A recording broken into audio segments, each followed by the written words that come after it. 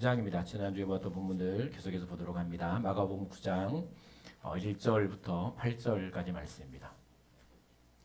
마가복음 9장 1절부터 8절입니다. 신약성경 67쪽입니다. 교독합니다. 또 그들에게 이르시되 내가 진실로 너희에게 이르노니 여기 서 있는 사람 중에는 죽기 전에 하나님의 나라가 권능으로 임하는 것을 볼 자들도 있느니라 하시니라.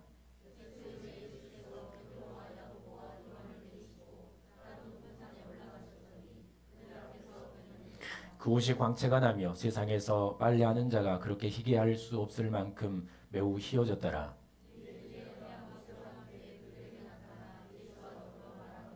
베드로가 예수께 구하되 라삐여 우리가 여기 있는 것이 좋사오니 우리가 초막 셋을 쥐때 하나는 주를 위하여 하나는 모세를 위하여 하나는 엘리야를 위하여 하사이다 하니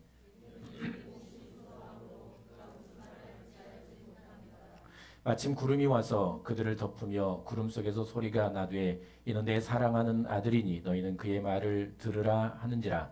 문득 둘러보니 아무도 보지 아니하고 오직 예수와 자기들 뿐이었더라. 아멘.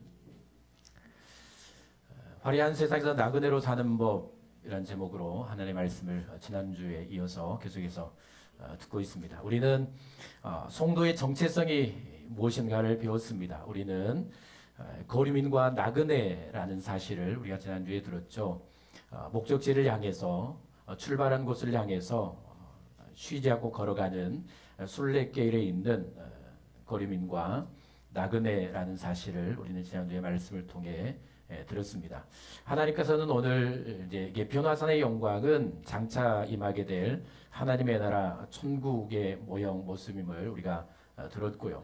오늘 제자들과 우리에게 이 모습을 보여주시는 것은 이 땅의 영광에 우리의 삶을 빼앗기지 않도록, 땅의 영광이 우리의 마음을 빼앗기지 않도록 그 영광의 마음을 빼앗기고 장차 임하게 될 하나님의 나라를 잃어버리지 않도록 이 변화산의 영광을 보여주셨죠. 왜냐하면 인생이 그런 것처럼 제자들도 예수님을 따를 때 그분의 능력과 어떤 권능을 보면서 세상을 뒤엎을 권능을 보았죠. 이스라엘의 임금이 될 능력을 보았습니다. 그래서 언젠가 그들이 예수님이 나라의 왕이 될 때 그들이 차지하게 높은 자리를 보고 예수님을 따랐죠. 그러다 큰 실패를 한번 경험하게 된다는 사실을 우리는 들었습니다. 그리고 이 땅에 낙심과 좌절과 곤고한 삶이 있기 때문에 예수님이 떠난 후에 홀로 남아야 될 제자들, 그 사명을 감당해야 할 제자들이 그 나라 영광을 바라보며 이 순례길을 끝까지 걸을 수 있도록 이 변화산의 영광을 보여주셨죠. 그러므로 우리 이 땅에서 삽니다. 이 땅에 몸을 딛고 또 많은 영광들을 누리고 또 맛보며 살아가는 것이죠. 우리는 이 땅에 우리의 마음과 육체를 빼앗기지 말아야 합니다. 우리 하나님의 나라의 영광을 바라보며 이 순례길을 잘 걸어야 되고요. 때로는 우리에게 실망이 오고 낙심이 오고 좌절할 일들이 찾아올 때도 그 나라에 임하게 될 그날을 바라보며 우리는 이 길을 끝까지 걸어야 하는 것이 우리의 삶인 것이죠. 자, 오늘은 이 변화산의 영광 앞에 보이는 제자들의 반응을 한번 먼저 살펴보도록 하겠습니다. 예수님의 목적과는 전혀 다른 반응이 나오죠. 예수님은 그들에게 미래를 바라보게 하시도록 참된 영광을 바라보게 하시도록 이 영광의 모습을 보여주셨는데 제자들은 또 베드로는 전혀 다른 모습, 안타까운 모습을 보여줍니다. 자신들이 무슨 말을 하는지 모르죠. 이 영광스러운 모습 앞에서 두려움에 빠집니다. 엄청난 어떤 두렵고 떨리는 마음이 그들에게 들어오죠. 경외심이 들어옵니다. 그래 자신들이 무슨 말을 하는지도 모른 채 베드로는 한마디 예수님께 아주 예수님 여기가 너무 좋습니다. 여기가 마치 천국 같습니다. 우리가 여기에 초막 셋을 짓겠습니다. 모세와 엘리야와 예수님을 위해서 여기 초막 셋을 짓고 그리고 여기서 살면 좋겠습니다라는 그 말을 베드로가 하게 되는 것이죠. 그러니까 이 순간에 그는 자신이 산에 올라와 있다는 사실을 잊어버립니다. 그리고 이 시간이 끝나면 세상으로 내려가야 한다는 사실을 망각해버리죠. 그리고 그 화려한 영광 앞에서 여기서 살기를 원하는 그 고백을 하고 있는 것이죠. 이 모습이 우리의 모습입니다. 세상에서 거류민과 나그네로 살아가는 인생의 단면입니다. 단면. 베드로처럼 우리는 땅의 아름다움과 땅의 즐거움과 편안함과 또 어떤 것에 빠져서 성도가 바라보아야 할 마지막 지향점을 놓쳐버리죠. 목적지를 잃어버리는 겁니다. 세상에 너무 화려하니까 때로는 시련과 고난 가운데서 우리가 장차 들어가야 될, 장차 우리가 가야 할 목적지를 잃어버리는 것이죠. 종종 이런 예를 우리는 듣습니다. 우리가 꿈꾸고 소망했던 여행지를 가죠. 화려하고 경이로운 광경들을 봅니다. 누군가는 그것들에 빠져서 일행을 놓치죠. 그리고 또 우리는 잘하는 이제 또 뭔가를 역사를 남겨야 되기 때문에 신이 나서 사진을 찍는 사람도 있습니다. 사진을 찍다가 일행을 놓치는 사람도 있죠. 이런 경우들을 말하는 겁니다. 여러분도 그런 경험들이 있을지 모르겠지만 우리는 지금은 이제 어린 아이들이 자신이 갖고 싶은 장난감이 있는 거리를 지나갑니다. 그리고 먹고 싶은 음식이 있는 거리를 지나갑니다. 분명히 부모와 함께 엄마 아빠와 함께 가는데 분명 목적지가 있고 그리고 거기에 이르러야 할 시간이 있습니다. 그리고 그 거리를 지나갑니다. 이 부모는 목적지가 있기 때문에 다른 데 눈을 두지 않습니다. 잠깐 보다가도 다시 가죠. 왜냐하면 목적지에 가야 하고 거기에 이르러야 할 시간이 있기 때문이죠. 그런데 우리가 다 그랬던 것처럼 아이의 눈은 그 목적지를 못 봅니다. 한 번 자신의 눈에 들어오는 게 있으면, 한 번 자기 마음에 꽂힌 것이 있으면, 그리고 가다가 갖고 싶은 게 딱 보이면 거기에 주저앉아 버리죠. 그리고 부모에게 떼를 씁니다. 줄 때까지 떼를 쓰죠. 그리고 또 어떤 부모들은 거기서 아이를 잃습니다. 대부분 그런 데서 아이를 잃죠. 그 아이는 부모를 잃습니다. 부모를 잃고 목적지를 잃어버리죠. 마치 우리가 살아가는 형국이 바로 이와 같은 겁니다. 하나님은 우리에게 장차 들어갈 하나님의 나라를 준비하셨고 우리에게 분명히 인생에 한계가 있고 인생이 영원히 살지 못한다는 사실을 우리는 압니다. 우리는 끊임없이 뭔가 알도 모르는 어느 목적지를 향해 갑니다. 그러나 어느 때인가 우리는 세상의 화려함과 영광과 땅의 영광에 우리의 눈이 팔리죠. 우리가 그토록 갖고 싶어 했던, 누리고 싶어 했던 어딘가에 내 몸이 있고 내 마음이 있습니다. 그러면 우리는 거기에 마음을 빼앗겨 버리죠. 그리고 가야 할 길을 잊어버립니다. 목적지가 흐릿해집니다. 우리는 거기에 주저앉아 버리죠. 이게 우리의 삶입니다. 하나님은 분명히 우리를 고류민과 나그네라고 있습니다. 여기서 영원히 살아갈 존재가 아니라는 사실을 알게 하셨죠. 반드시 인생에는 종말이 있다는 사실을 압니다. 인생의 끝이 있다는 사실을 알려주셨습니다. 세상의 수많은 일들을 통해, 사건들을 통해, 환경을 통해 우리는 그 사실을 알고 있습니다.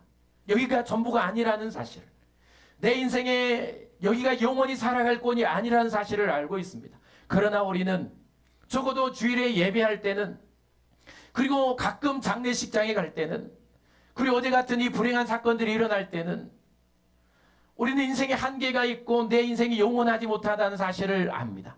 그러나 우리는 어느 순간 그걸 다 잊어버리죠. 세상의 화려함과 영광과 기쁨과 어떤 내가 이루어야 될 어떤 일들 때문에 그 일을 잊어버린 채 살아갑니다. 가야 할 곳이 희미해지는 것이죠. 때로는 누군가 낙심과 좌절할 일들, 시련과 시험 때문에 이 길을 잃어버립니다. 그런 분들 많을 겁니다. 누군가는 이 땅의 영광 때문에 주님을 버린, 예수님을 따르는 길을 버린 분들도 있을 것이고요. 누군가는 시련과 시험과 어떤 고난 때문에 예수를 버린 사람도 있을 겁니다. 천국 가는 길에서 떨어진 사람도 있을 겁니다. 이게 우리의 삶의 어떤 실제입니다. 실제. 오늘 예배하지만 우린 세상에 나가면 또 거기서 살아야 될 사람들입니다. 세상의 화려함이 우리를 부르죠. 세상의 풍요가 우리를 부릅니다. 누군가는 권력과 명예가 부릅니다. 그래서 그들을 따라가죠. 따라가지 말아야 될 목사를 따라가고, 따라가지 말아야 될 사람들을 따라갑니다. 따라가지 말아야 될 어떤 환경들을 따라가죠. 그 끝이 멸망인 겁니다. 우리의 형국이 그런 것 같습니다. 여러분, 이 길을 바로 잡지 않으면 천국 가는 길, 내 마지막 영원한 영광의 나라로 가는 길, 그 신앙의 길에서 벗어난 내 발을 다시 그 길에 올려놓지 않고 이 삶을 바로 올려놓지 않으면 우리는 언젠가 그 길로부터 영원히 멀어지고 말 것입니다. 그 끝이 멸망이겠죠. 우리의 삶인 것입니다. 성경에 많은 예들이 있습니다. 아시는 분들은 다 알겠지만 아브라함과 함께 약속의 땅을 걸어가던 롯입니다. 가다가 화려함에 빠져 그곳으로 가버리죠. 거기가 소돔과 고모라였습니다. 야곱의 이야기를 우리는 잘 알죠. 하나님이 그에게 나타나셔서 그의 인생에 영원히 함께할 것이다. 네가 고향으로 돌아올 때까지 내가 너를 도와줄 것이라는 약속을 하셨죠. 그때 야곱은 하나님께 약속을 합니다. 언젠가 때가 되어 하나님이 나를 이곳에 돌아오게 하시면 내가 여기 제단을 쌓고 하나님 앞에 예배를 드리겠습니다라는 그 약속을 하고 떠나죠. 20년 만에 하나님은 그를 돌려보내십니다. 그를 보호하시고 고향으로 돌아오게 하시죠.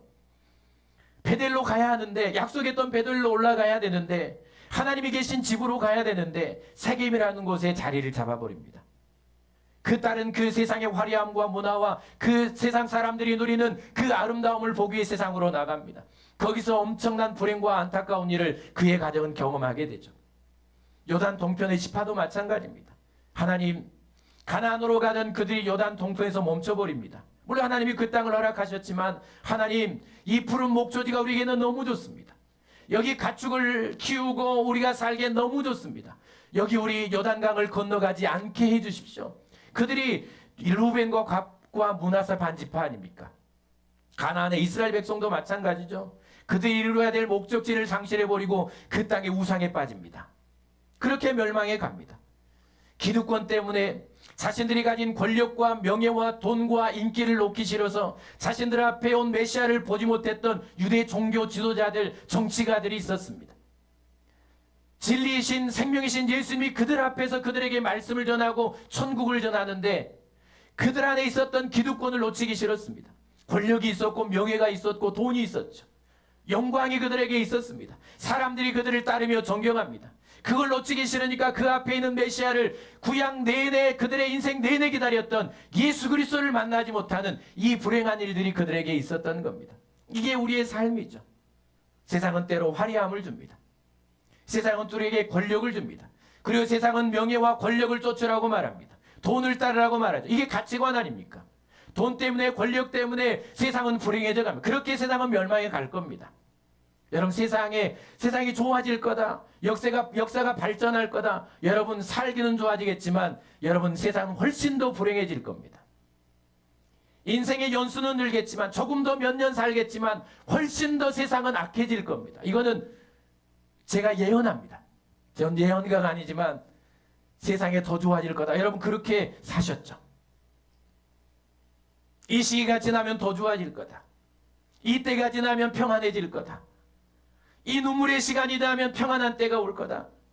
내가 이 힘들게 자식들을 다 양육하고 난 다음에 나의 평안한 날이 올 거다. 여러분, 그래서 온 것이 무엇입니까? 병들고 약하고 죽어갈 인생의 때가 옵니다. 세상은 그렇게 갈 겁니다. 여러분, 우리의 일상이 그런 것 같습니다. 그러면 우리는 어떻게 이 길에서 멀어지지 않을까? 하나님이 두신 이 세상 길에서, 순례길에서 하나님께로 가는 길을 떠나지 않을까? 때로는 힘들고 고단하며 어떤 좌절과 실망과 낙심과 절망이 있는 이 길에서, 그 길에서 내 인생을 포기하지 않으면 끝까지 걸어 아버지 품에 안기게 될까? 하나님 아버지 품에 안기는 이 영광을 누릴 수 있을까라는 것입니다. 변화사는 사건을 통해서 이 일을 우리가 배워보기를 원하는데, 우리 7절 말씀을 우리는 보아야 됩니다. 베드로가 자신이 무슨 말을 하는지 모른 채 막 뱉습니다. 여기가 너무 좋습니다. 여기가 너무 좋습니다. 선생님, 우리가 여기 있는 것이 너무 좋습니다. 얼마나 좋았으면 그랬을까요? 그리고 여기 엘리야를 위해, 모세를 위해, 예수님을 위해 초막셋을 짓고 세 분을 모시고 여기서 살겠습니다. 우리가 종으로 살아도 여기가 좋겠습니다. 라고 말합니다. 그러니까 하나님이 구름 가운데 나타나셔서 닥치라고 말합니다. 그리고 뭐라고 말합니까? 너희는 그의 말을 들으라. 전혀 엉뚱한 반응을, 이 영광스러운 영광의 나라를 보여주시고 그들이 그 나라를 바라보게 하시려고 권력만 쫓고 명예만 쫓고 자기 자리만 쫓고, 그래서 누가 높은 자리에 오를 것인가를 예수님을 따르면서도 끊임없이 다투고 싸운 그들에게 그 영광의 나라를 바라보게 하시고 그 나라까지 오게 하시려고 이 영광을 보여주시는데, 예수님이 떠난 후에 낙심하며 실망하며 두려워하며 고통스러운 세상에서 그 길을 이기게 하시려고 이 영광스러운 모습을 보여주는데, 베드로는 여기가 좋습니다. 여기서 영원히 살았으면 좋겠습니다라니, 그 하나님의 심정이 그렇겠죠. 아마 인간의 마음 같으면 제가 했던 대로 아마 그 입 닥치라고 했을 겁니다. 너는 그의 말을 따르라라고 말씀하죠. 이 말은 뭘까요? 그의 말을 따르라는 것은 너희는 예수를 따르라는 겁니다. 예수님을 따르라는 것이죠. 권력 따르지 말고 명예 따르지 말고 이 잠깐의 영광 따르지 말고 예수를 따르라는 겁니다. 예수를 따르라는 것은 그를 닮으라는 거겠죠. 예수님께로 자라가라는 거겠죠. 그의 장성한 분량에게로. 왜 그럴까요? 왜 그럴까? 예수님은 공생애를 시작하기 전에 사탄에 이끌려 시험을 받으시죠. 내게 절해라.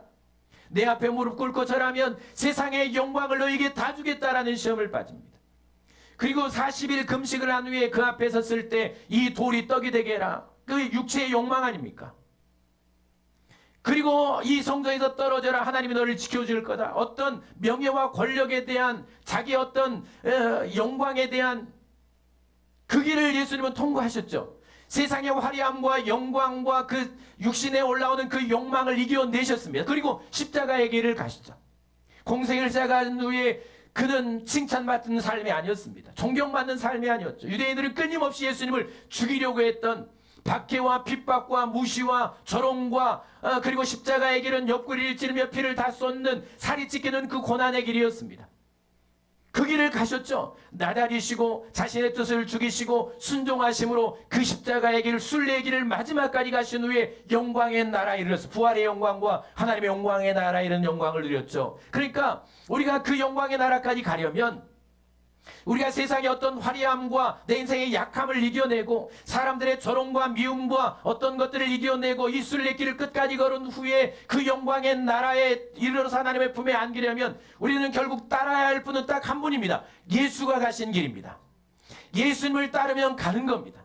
예수님을 따라가면 우리는 그 길을 갈 수 있는 겁니다. 그런데 세상은 끊임없이 나를 따르라고 말하죠. 어떤 목사들은 자기를 따르라고 말합니다. 여러분 지금이야 조금 잠잠했지만 얼마나 그 악한 목사들을 따르며 멸망의 길로 가는 사람들이 많았습니까? 적그리스도 그 이단들 마찬가지죠. 자기가 교주라고 했던 사람들 다 마찬가지 아닙니까? 여러분 나를 따르라고 하는 사람들이 얼마나 많습니까? 세상의 소리들, 영화들, 영광들 여러분 그러나 우리가 따라야 될 분은 오직 예수 그리스도 한 분뿐이라는 사실을 기억하시기를 바랍니다. 사람 따라가다가 인생은 망합니다. 목사 따라가다 망하죠. 저는 따라올 사람이 아니고 저를 통해 예수님을 배워야 될 여러분입니다. 다 마찬가지입니다. 저 사람 존경하고 따를만 할 수 있겠죠. 사랑하고 존경하면 됩니다. 그러나 그 사람 때문에 여러분의 인생을 망치지 않으려면 그 사람을 따라가지 마세요. 물론 좋은 길은 따라가면 좋겠죠. 그 사람이 내 신이라고 내 전부라고 저 사람만 따라가면 내 인생이 정말 복되게 열릴 것이라고 천만에요. 여러분 그렇게 살아보셨잖아요. 그 사람하고 살아보니까 행복하셨습니까? 그 사람하고 따라가면 살아보니까 여러분의 인생이 그렇게 평안하셨습니까? 살다 보면 압니다. 사람은 내 인생을 맡길 존재가 못 됩니다. 권력 허무합니다. 세상의 권력과 명예와 돈을 쫓는 이 세상이 얼마나 악해져갑니까?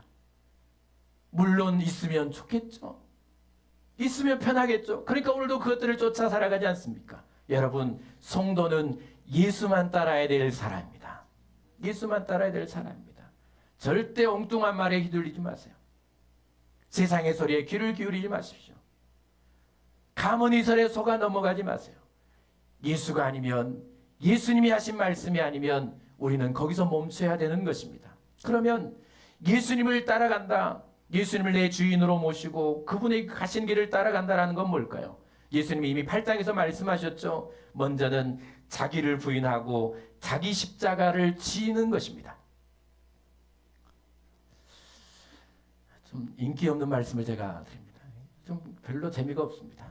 저도 부담스럽고 여러분도 부담스럽고 별로 잘 들을 것 같지도 않고 신앙생활 오래 하신 분이야 그런가 같다고 들을 텐데 신앙생활 인제 시작하신 분들은 무슨 말인지도 모르겠고 일단 들으십시오.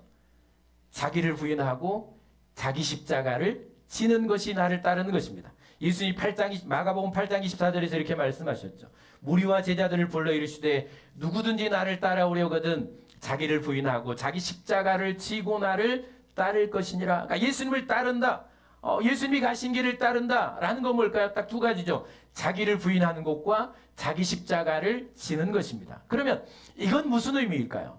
우리는 지금까지 이 말씀을 교회를 위해 헌신해라, 너의 것을 드려라 이런 걸로 들었기 때문에 굉장히 어쩌면 부정적으로 다가올 텐데 먼저 자기를 부인한다는 것은 어떤 단순히 욕망만을 참는 금욕이 아니고 예수님이 내 삶의 주인임을 인정하는 것입니다.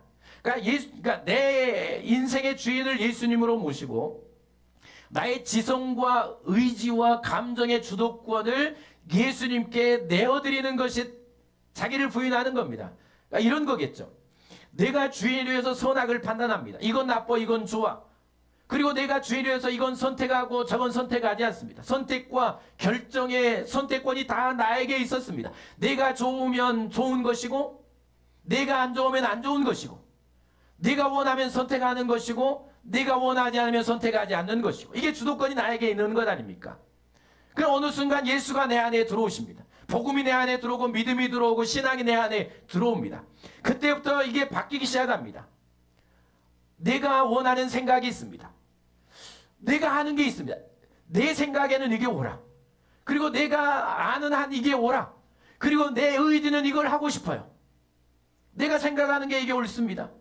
그리고 내 마음에는 이걸 원합니다. 그리고 내 의지도 이걸 원합니다. 내 감정이 이걸 시킵니다. 그런데 예수님이 그게 아니라고 합니다. 내 의지와 나의 지성과 내 감정을 내려놓고 예수님, 그러니까 하나님의 말씀, 예수의 말씀이 가라고 하면 가는 것이고 말씀이 가지 말라고 하면 가지 않는 것입니다. 이게 성도의 삶입니다. 성도의 삶. 그러니까 말씀을 알아야죠. 내 생각이 아무리 그래도 내 감정이 아무리 그래도 내 지식이 그렇게 알고 그렇게 하는 것이 옳다고 상식적으로 생각될 때에도 말씀이 아니라고 하면 내 생각을 포기하는 것입니다. 말씀이 아니라고 하면 내 감정을 내려놓는 것입니다. 말씀이 아니라고 하면 내 지식을 내려놓는 것입니다. 그리고 그 모든 주도권을 예수님께 내어드리는 것이죠. 내가 원하는 삶이 아니라 예수님께서 원하시는 삶을 선택하는 겁니다. 하나님이 자신을 비우고 이 땅에 오셨죠. 이걸 먼저 보여주신 분 아닙니까? 예수님은 자신의 뜻을 버리고 하나님의 뜻 목적에 순종하며 십자가를 지셨습니다. 이게 자기를 부인하는 것입니다. 성도가 되면 이 자기 부인은 시작됩니다. 성도가 되면서 점점 가면서 신앙이 성숙해 가면서 자기를 부인하기 시작합니다. 그리고 자기를 내려놓기 시작합니다. 예전에는 내 주장과 어떤 내 경험과 내 고집과 내 마음과 내 생각과 내가 원하는 대로 다 하고 싶었던 그리고 다 하고 살았던 그러니까 인생이 불행해지죠. 여러분이 주인이 되어서 하고 싶은 대로 다 하면 세상은 불행해지는 것입니다. 세상이 지금 그렇게 가고 있습니다. 그런데 성도의 삶은 그렇지 않죠. 가면 갈수록 성숙하면 성숙할수록 말씀이 내 안에 들어오면 들어올수록 갈수록 내가 죽고 예수가 삽니다. 나는 예수님과 함께 죽은 사람입니다. 더 이상 여러분들이 살아서는 가정이 행복하지 못합니다. 더 이상 여러분들이 살아서는 교회가 건강하지 못합니다. 더 이상 내가 살아서 나라가 행복하지 못합니다. 부모도 살면 자식이 고통스럽습니다. 자식도 자기가 살면 부모가 고통스럽습니다. 세상살이가 다 그렇습니다. 죽어야 삽니다. 아무도 아멘을 안 하시네.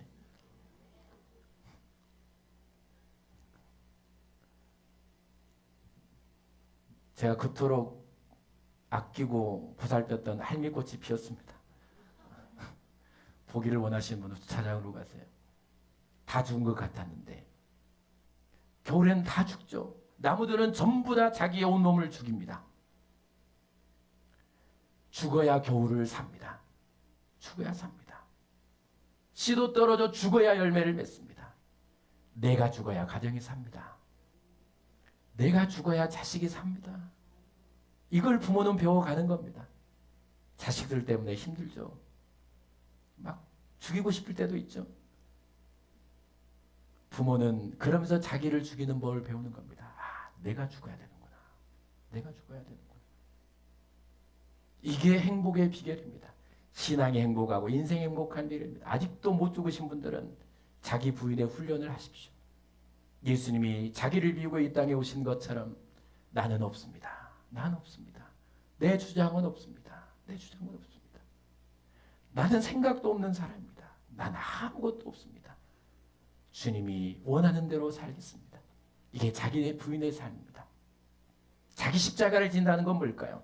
단순히 고난만을 의지하지 않습니다. 예수님이 우리를 위해 기꺼이 십자가를 지셨던 것처럼 예수님 때문에 내게 오는 고난과 책임을 기꺼이 감수하는 것입니다. 이게 자기 십자가를 지는 것입니다. 십자가는 죽음이죠. 십자가지만 실제 십자가는 죽음입니다. 그러면 십자가를 지는 건 뭘까요? 자기 옛사람을 죽이는 것이죠. 옛사람을 죽이는 겁니다. 예수님 믿기 전에 자기의 그 죄된 본성과 악함과 원망과 불평과 이런 모든 옛사람, 예수님 믿기 전에 있었던 거룩하지 못했던 옛사람을 죽이는 것이 자기 십자가를 지는 것입니다. 그러니까 여전히 내가 살아있으면, 예수님 믿은 후에도 여전히 옛사람이 죽지 않고 살아있으면 우리는 자기 십자가를 지지 않는 것이죠. 그리고 나는 죽어야 마땅한 죄인입니다라는 고백을 삶으로 살아내는 것입니다. 우리는 내가 죽었다라고 고백합니다. 예수님은 내가 주인이 되었다라고 고백합니다. 나는 죽어 마땅한 죄인이라고 고백합니다. 그러면 실제 죽어야죠. 자기 자존심도 죽어야 되고 자기 고집도 죽어야 됩니다. 자기 욕심도 죽어야 됩니다. 이게 성도의 삶입니다. 죽지 않은 교회가 세상에 불행이 되죠. 죽지 않은 성도가 세상에서 전도의 길을 막습니다. 죽지 않은 목사가 성도를 떠나가게 하죠. 죽지 않은 성도가 성도를 시험에 들게 합니다. 여러분, 누구 때문에 힘듭니까? 옆 사람 보세요. 누구 때문에 힘듭니까? 너 때문이야. 네가 죽으면 내가 행복하겠어. 천만에요. 네가 죽어야죠. 그게 성숙한 사람 아닙니까? 네가 죽어야 돼. 네가 죽어야 돼. 천만에요. 그럼 평생 불행합니다.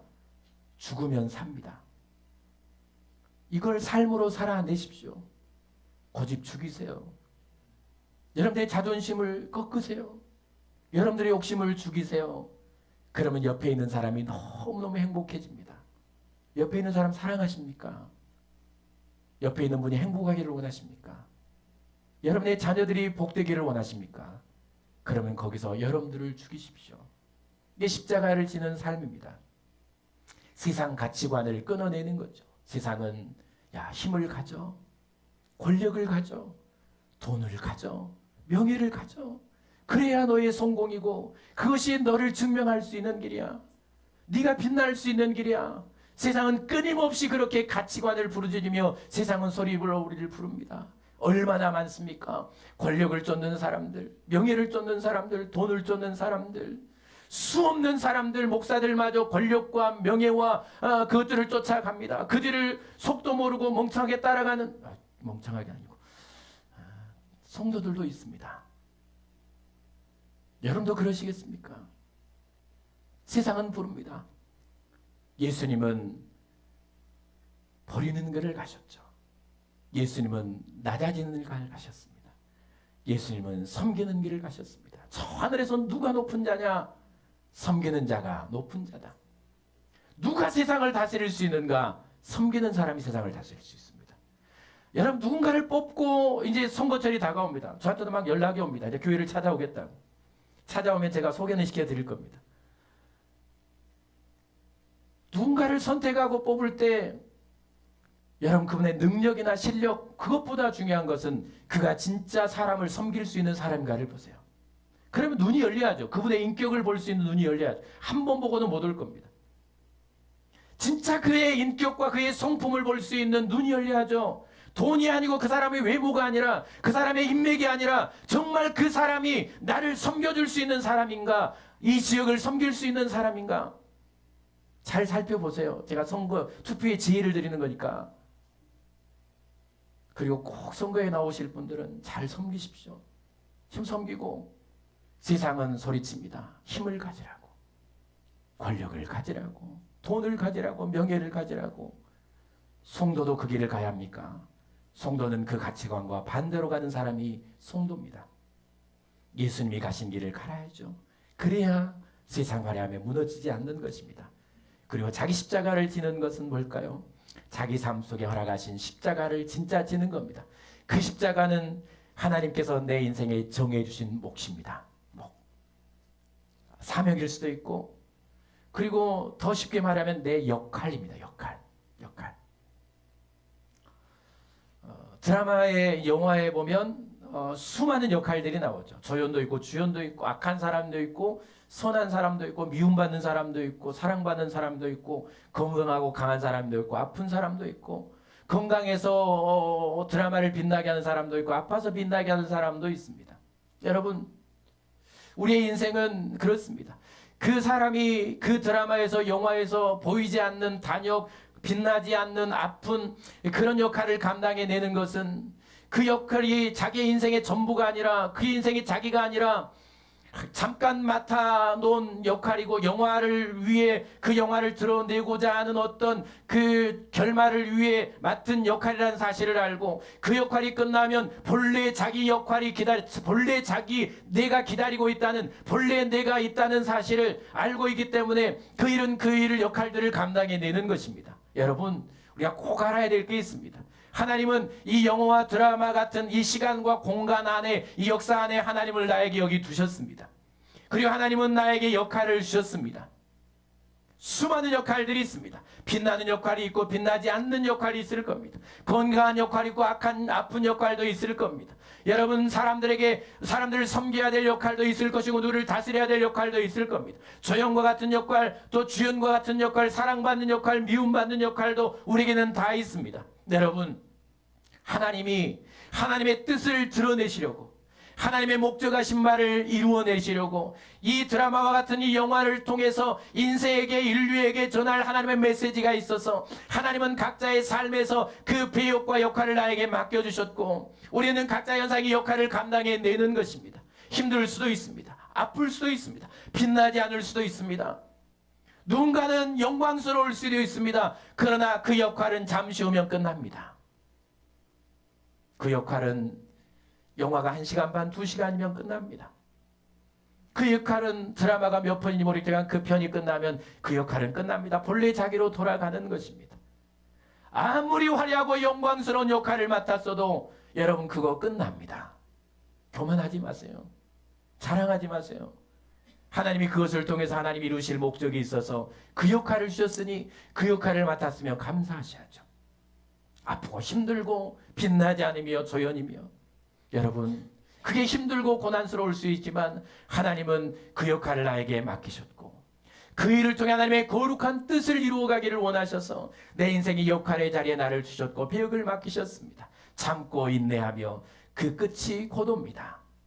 그 역할이 끝나면 영광스러운 내가 기다리고 있습니다. 그 역할이 끝나면 빛나는 내가 기다리고 있습니다. 그 영광의 끝에 영광스러운 부활할 영광스러운 나라에 내가 기다리고 있는 것입니다. 그날을 바라보며 여러분에게 주어진 역할이 배역이 무엇이든지 잘 감당해내십시오. 교만하지도 말고 낙심하지도 말고 다른 사람 무시하지도 말고 부러워하지도 마세요. 여러분, 우리는 다 같이 끝날 인생입니다. 때가 되면 그 시간이 끝나면 한 영화의 장면이 끝나면 시간이 끝나면 그리고 끝났다고 내 뜻을 이루었다라고 돌아오라고 부르시면 우리 하나님 앞에 가야 될 그 영광스러운 내가 기다리고 있는데 영광스러운 몸으로 돌아가서 영생의 복을 누려야 될 성도라는 사실을 기억하시고요. 세상에 여러분 어떤 역할을 맡으셨습니까? 그 역할이 마음에 드십니까? 마음에 안 드시나요? 왜 내가 이런 일을 하는가? 왜 나를 여기 두셨는가? 하나님이 여러분들에게 그 일을 맡기셨고 거기 두셨습니다. 여러분 잘 감당해내실 수 있기를 바랍니다. 그게 자기 십자가를 지는 것입니다.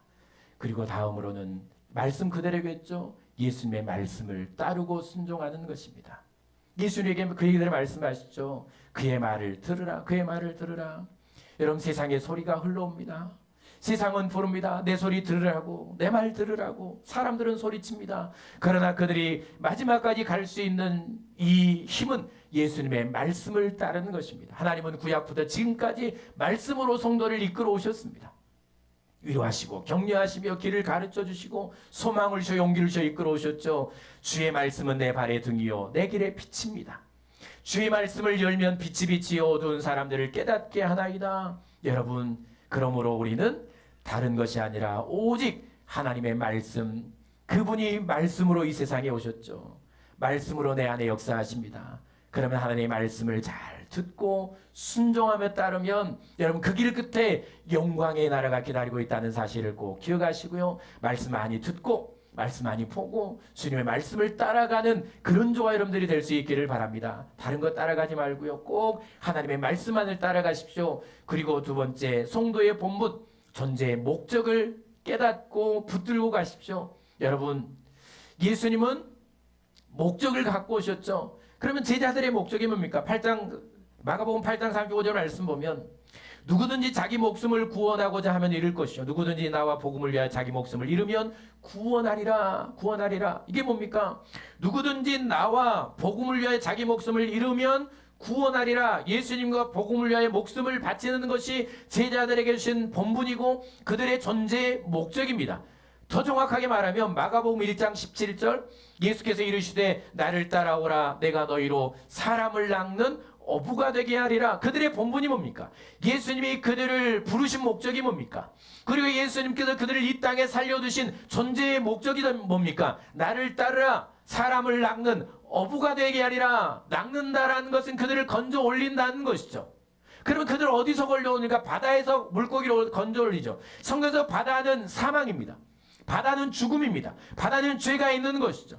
바다는 세상입니다. 세상에서 사람들을 죽음의 바다에서 사람들을 구원해서 건져내서 영생으로 인도하는 것이 제자들을 부른 목적이고 그들의 존재의 이유고 예수님을 따르는 목적인 것입니다. 예수님은 제자들에게 그 목적을 붙들라고 말합니다. 그 본분을 알라고 말씀하시죠. 왜 그럴까요? 하나님이신 예수님은 이 땅에 이 목적을 위해 오셨습니다. 자기 백성을 구원하기 위해 오셨죠. 사망 가운데는 자기 백성을 구원하기 위해 이 땅에 오셨습니다. 인간의 몸을 입고 오셨죠. 그리고 그 목적을 위해 사셨습니다.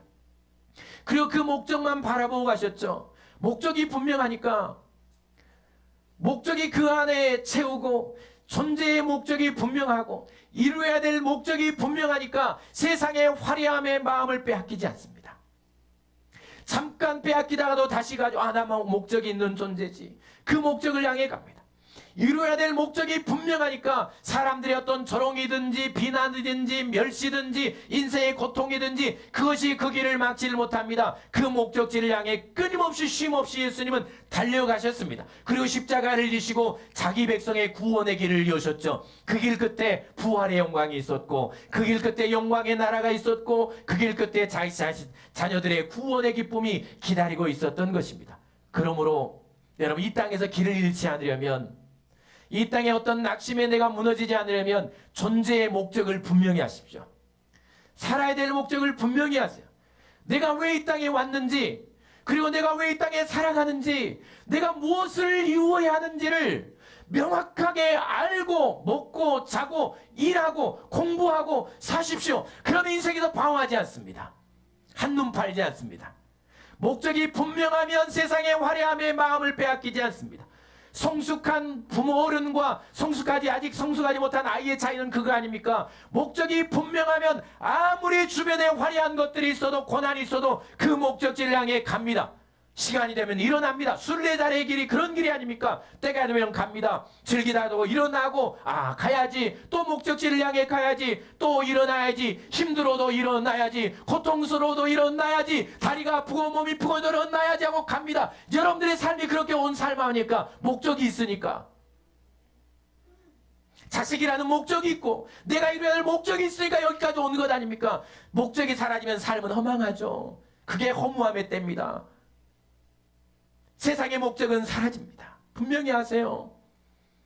세상이 얼마나 나를 허무하게 한 줄 아십니까? 그렇게 꿈꾸고 소망하던 내 인생의 목적을 이루고 나면 그때부터 찾아오는 것은 허망입니다.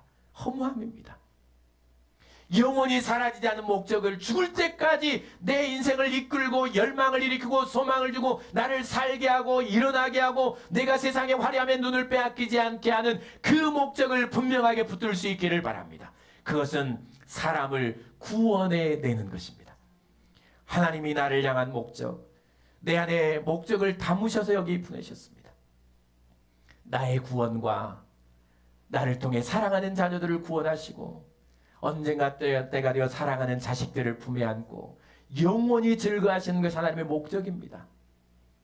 나의 구원을 위해 또 누군가의 구원을 위해 내가 그 일을 감당해 가장 적합한 역할을 맡기셨고 그 역할 배역을 주시고 나를 여기 두셨습니다. 목적이 있으면 무너지지 않습니다. 세상의 화려함들, 여러분 어떤 권력을 가져도, 어느 명예를 가져도, 억만금을 가져도 여러분 분명한 이 사람 구원의 목적, 그 목적이 있으면 여러분 자기만을 위해 살지 않습니다. 그것으로 사람을 불행하지 않습니다.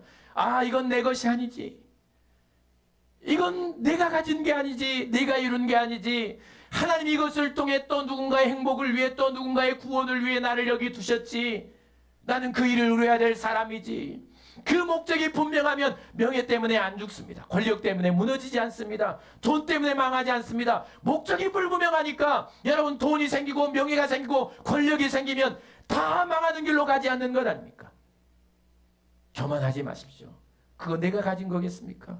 하나님이 오늘 불러가시면 가야 할 인생 아닙니까? 우리는 보고도 깨닫지를 못합니다. 오늘 내 생명이 내일 있을 것이라는 장담을 못한다는 사실을 알고도 그렇게 살아갈 줄로 착각합니다. 이렇게 말씀을 해도 나가다 보면 영원히 살 것처럼 해도 또 갈 겁니다. 그런데 여러분 꼭 기억하십시오.